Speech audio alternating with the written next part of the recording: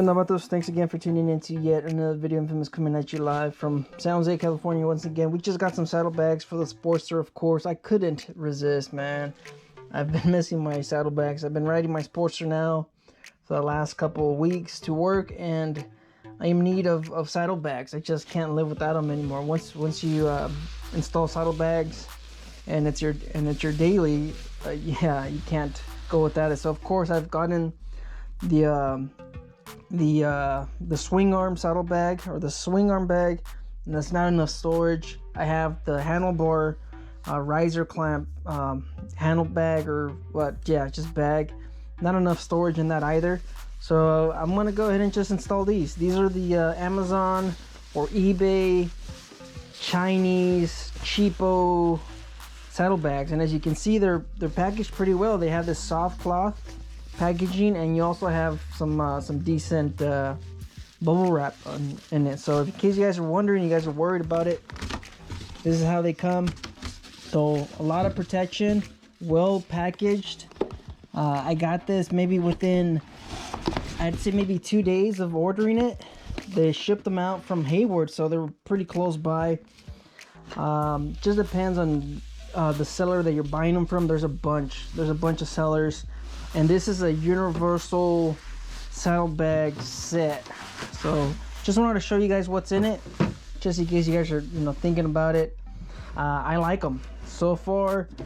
My kid's been messing with it, that's why there's a bunch of little fingerprints on it, but the overall quality or the finish on it, on the outside, is pretty good. It's just like I'd say it's just like your fairing. It's got that nice high gloss finish. It's ABS plastic, I believe, or injected molded, something like that along those lines. But they seem pretty good. I mean, for $100, man, you can't really go bad with this. But yeah, let me just talk about the finish. Not a lot of imperfections. It's a little funky stuff on the finish, but I mean, just minor little details. Of course, you have this logo on top. I don't know what that is, and it's actually hideous. I don't like it, so I'm gonna go ahead, sand this down, JB weld it, sand it down, and then of course paint over it. So I'm getting rid of this for sure. Yeah,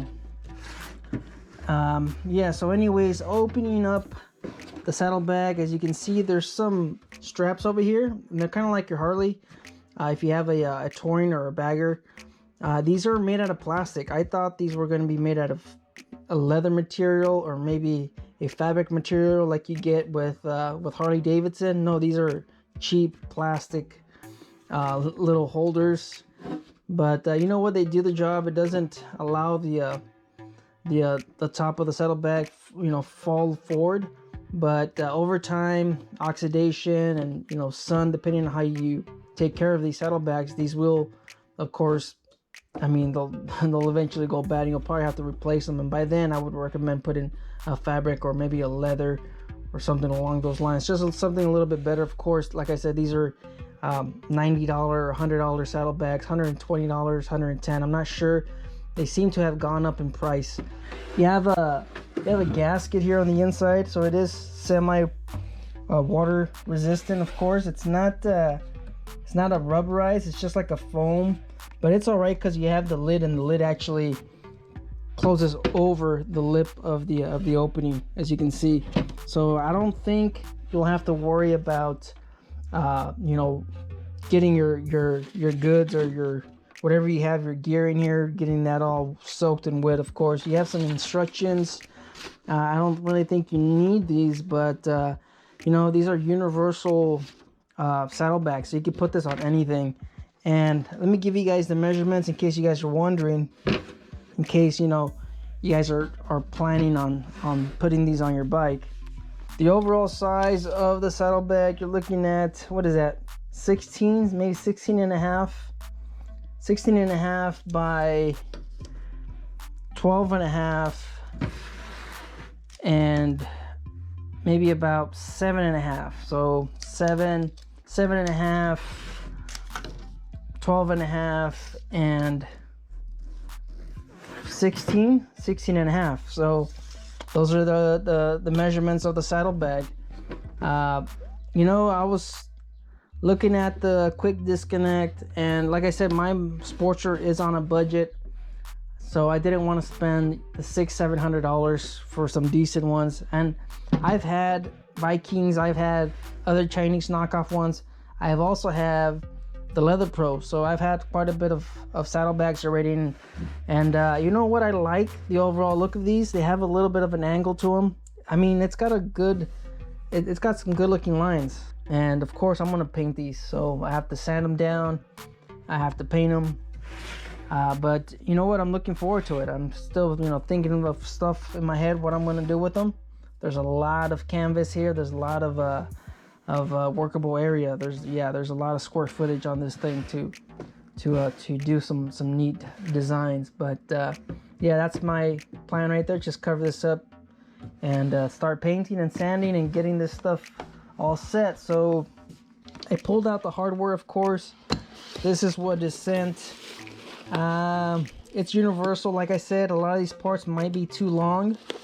Like I was saying, you can either use this hardware or use your own stuff. A lot of the posts on Amazon, on the reviews, people are using a mixture of different things, some spacers. Wow, that's a really thick piece right there. I was actually thinking of putting this on the inside of my strut, because I have my struts, they taper down, so I would have to put some kind of a spacer. But man, these are super heavy duty. The offset on this, of course, is 1.5 inches, so I don't think that's too bad. I would probably prefer it maybe being at 1 inch. I really don't like the gap in between the fender and the saddlebag, so I don't know. I'll look at it when I'm doing the installation. I'm gonna try to see if I could get this on the inside. Of course, this is gonna be rubbing up against your fender if you do decide to do so. But I don't know. I mean, this might not even fit in between the fender and the strut on the Sportster. But from what I remember installing it the first time, my fender, I do remember there being a gap in between the strut and the fender, of course. So we're gonna try that out. We're gonna put these in there. And from what I've seen on some of the other images, people typically cut the bottom off. So you know what, these seem pretty sturdy. So I mean, even it standing right there, you can see that it's already a little bit too long. See, it's already a bit too long, so you'll have to cut them. Of course, you'll have to mount them and see how they fit. You can angle them, because even up against, that's not gonna work. So these, you will have to trim this, and this is some thick piece of metal that you have to trim down. So here's the mounting hardware. You have some Allen key bolts, some washers.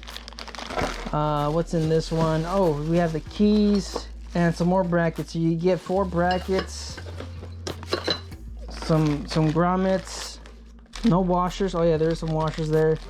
And you have 2 keys. So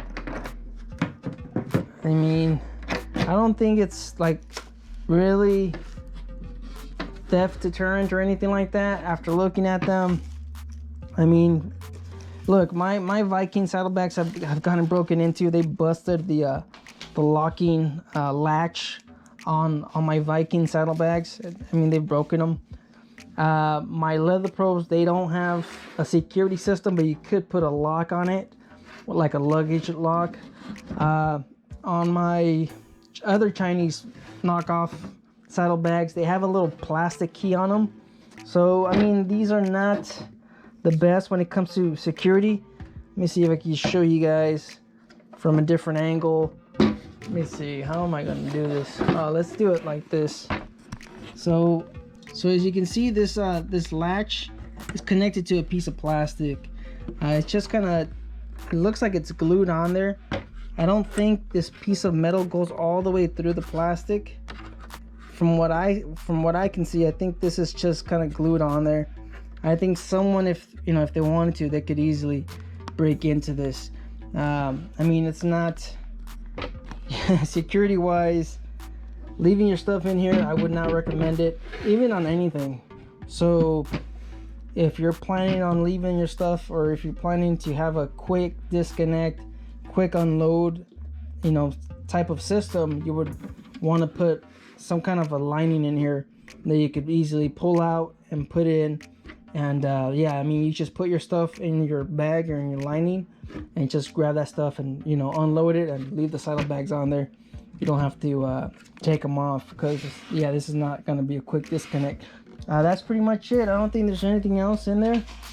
Yeah, like I said, you have your instructions, the saddlebags, and your mounting hardware. I mean, quality finish, as you can see, I mean, it's not rigid. It's not super rigid. You know, I mean, I'm barely just kind of doing this, so I don't know, guys. I think the mounting hardware is going to give it a little bit more structure. I mean, it's going to be a little bit more structural. I mean, what are those words I'm looking for? It's just going to give it a little bit more strength, I think. But as far as, you know, it being, I mean, it's $100, all right. So I mean, that's it. So I don't know, you guys go ahead and leave your comments down below. A lot of people don't like saddlebags on bikes, but man, I just miss my bags. So I'm gonna give these guys a try. See what's up. Paint them, get them all looking pretty for the Sportster. So you guys just stay out there, stay safe. Thanks for tuning in to yet another video. Don't believe everything you read. Life's a risk. Get out there and ride. Later.